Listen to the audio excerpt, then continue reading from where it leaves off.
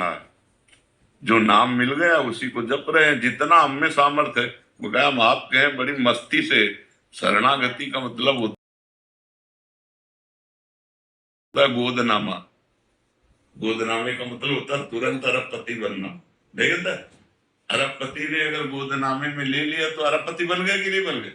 हम तो लक्ष्मीपति के दास है।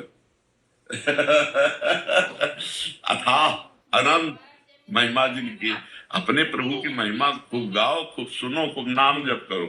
ये जरूर सबके हृदय में रहता है बच्चा, क्योंकि भगवान अनंत महिमा का लेना, मतलब भगवान के समान को कौन हो सकता है? भगवान के लायक कौन हो सकता है? विचार करो, भगवान के समान कौन हो सकता है? कोई नहीं। तो भगवान के लायक हम कहाँ हो सकते हैं? कहाँ भगवान और कहाँ हम देहाभिमानी जीव भला भगवान के लायक कैसे हो सकते हैं? तो बस इतना ही है कि जब हृदय से पूछे तो यही आता है कि अब जैसे तैसे प्रभु के हैं, अब वो जैसे चला रहे हैं वैसे चल रहे हैं। वस्तुतः उनके ना हम लायक है और ना चलने लायक है। वस्तुतः सही बात ऐसी ही है, जैसे तुम्हारे हृदय में ना वैसे हमारे हृदय में है, वैसे ही हर संत के हृदय में होगी। क्योंकि जब महान को देखो ना तब अपने असलियत समझ में आती है।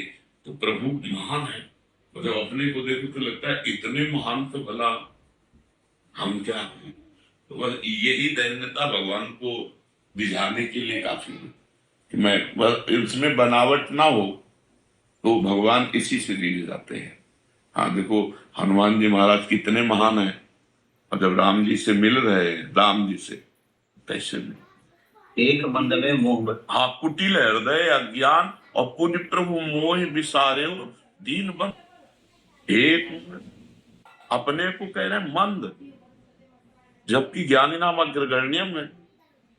ज्ञानी नाम थोड़ी ज्ञान के भास्कर भगवान सामने जब विराजमान है, तो ये भक्त की जो दैन्य स्थिति होती है वो स्थिति है ये।